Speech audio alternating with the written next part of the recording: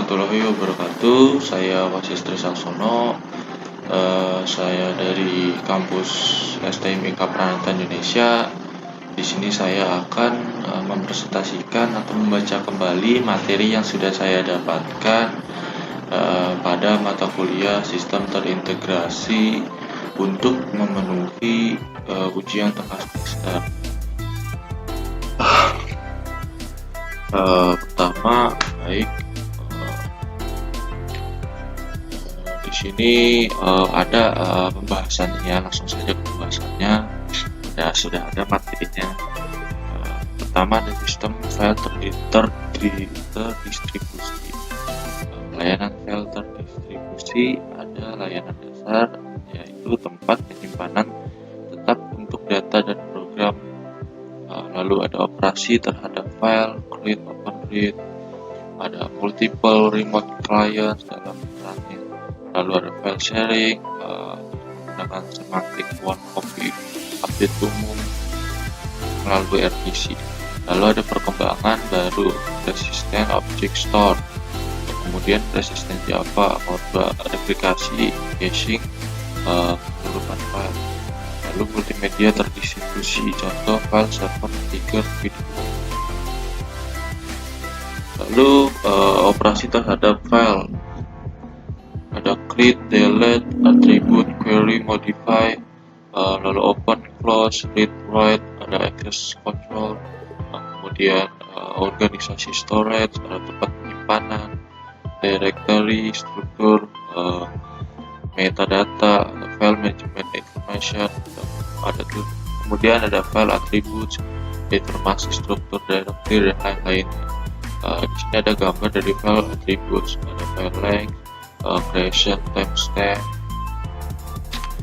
terus struktur bertingkat sistem file, ada directory modul, file modul, access control modul. Kemudian di sini ada konsentrasi pada tingkat yang lebih tinggi. Kebutuhan sistem file terdistribusi, transparansi atau klien tidak perlu tahu terhadap bentuk atau mekanisme distribusi. Akses transparansi, klien tidak perlu tahu bahwa file adalah terdistribusi karena memiliki interface yang sama untuk file lokal. Local location transparansi, nama space yang file yang uniform terhadap client location. Lalu ada mobility transparansi, files dapat dipindahkan dari satu server ke kliennya tanpa bertampak pada klien. Ada performance transparansi, untuk klien performance tidak bertampak pada load layanan. Terakhir ada scaling transparansi, kemungkinan perluasan apabila jumlah klien bertambah. Lalu kebutuhan sistem file yang lainnya ada concurrent file updates, ada file replication, ada heterogeneity, ada fault tolerance, lalu ada konsistensi, security, dan efisiensi. Lalu di sini ada open perancangan layanan file, ada stateful, server menyimpan informasi tentang file yang open, kondisi sekarang, dan file logs. Lalu ada stateless, server tidak menyimpan state informasi. Di sini ada file service architecture, gambar dari file service architecture. Yang sebelah kiri ada klien komputer, yang sebelah kanan ada server komputer. Lalu ada arsitektur file server, ada komponen untuk openness, layanan flat file operation pada file content, unique file identifiers, ada penerjemahan dari UFID ke lokasi file. Lalu ada layanan directory yaitu pemetaan antara nama sebagai teks ke UFIDs. Lalu ada modul client, ada API untuk file access, satu untuk setiap komputer klien, menyimpan status, open file, position. Lalu terakhir ada mengetahui lokasi jaringan dari flat file dan directory server. Layanan flat file melalui RPC interface digunakan oleh modul klien, bukan user program. field mendefinisikan file secara tunggal. Kirim pesan jika file tidak ada atau akses yang tidak wajar.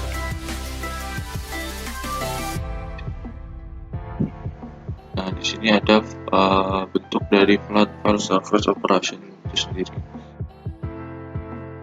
Lalu ada akses kontrol dalam sistem file Unix. Hak akses diperiksa berdasarkan mode akses, ada read, write, execute ketika di open. Terus ada identitas user diverifikasi ketika login. Dalam sistem terdistribusi, yaitu hak akses harus diperiksa pada server. PC unprotected dimungkinkan melakukan forking identity tetapi merupakan risiko keamanan. User ID biasanya dikirim bersamaan dengan setiap request.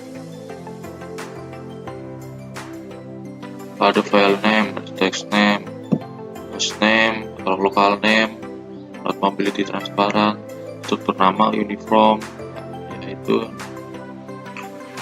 nama space yang sama untuk semua klien. Nah, di sini ada gambar dari remote mount server 1, klien 2. Di sini lanjut ada layanan directory. Operasi memerlukan field machine readable UEFI sebagai parameter locate file. Di sini ada contoh dari directory service operation. Lalu selanjutnya ada file sharing. Suatu proses surat akan segera visible ke klien yang sudah siap membuka file untuk dibaca. Nah, di sini ada gambar NFS arsitektur klien komputer dan server komputer.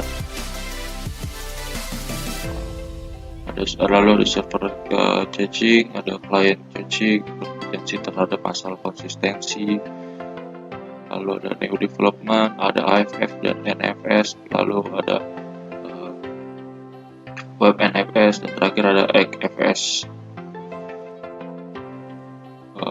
Ini ada algoritma coordination. Algoritma coordination merupakan dasar dalam setiap terdistribusi untuk resource sharing, concurrent update terhadap record dalam suatu database, record looking, terus file, dan shared build board untuk persetujuan pada action apakah terhadap proses. Untuk secara dinamis, resign peran master memilih primary time server setelah crash.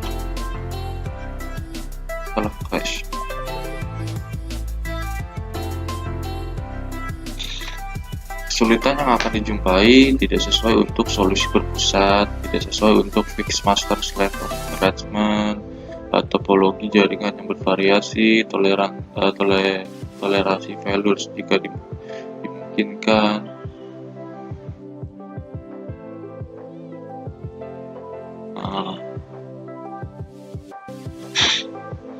Lalu ada kebutuhan MC1 paling banyak terdapat satu proses dalam CS pada saat yang sama. Decentralized mutual exclusion.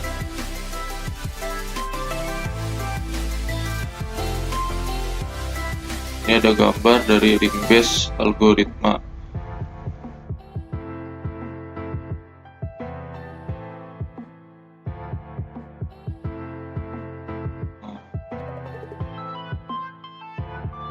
Sini ada bentuk atau dari request processing different here, multicast mutual exclusion, kesimpulan mutual exclusion, performance, fault tolerance, solusi lainnya.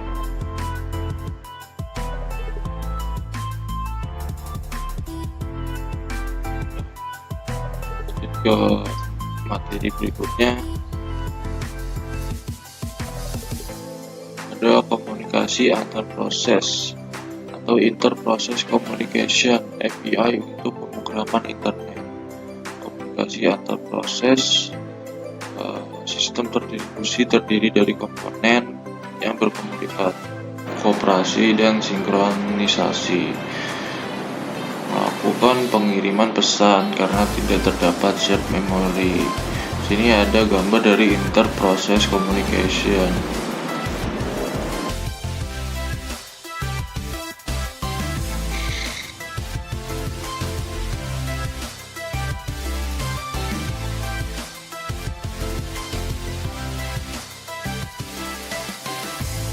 Nah, di sini ada beberapa dari omission and arbitrary values. Tipe interaksi, model interaksi, synchronous, lalu ada asynchronous, ada send, anti-save. Send yaitu suatu message ke socket bound untuk suatu proses dapat melakukan blocking atau unblocking. Di-save atau suatu message pada sebuah socket dapat melakukan blocking dan atau non-blocking. Itu ya. Di sini ada gambar dari socket dan portnya itu sendiri.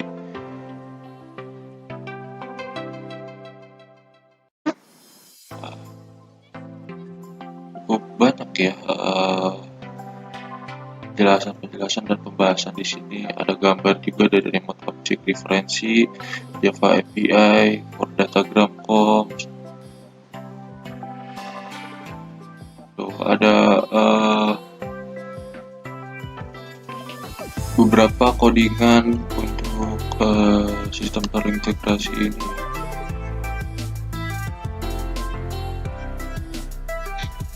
Ada kelas socket, kelas server socket.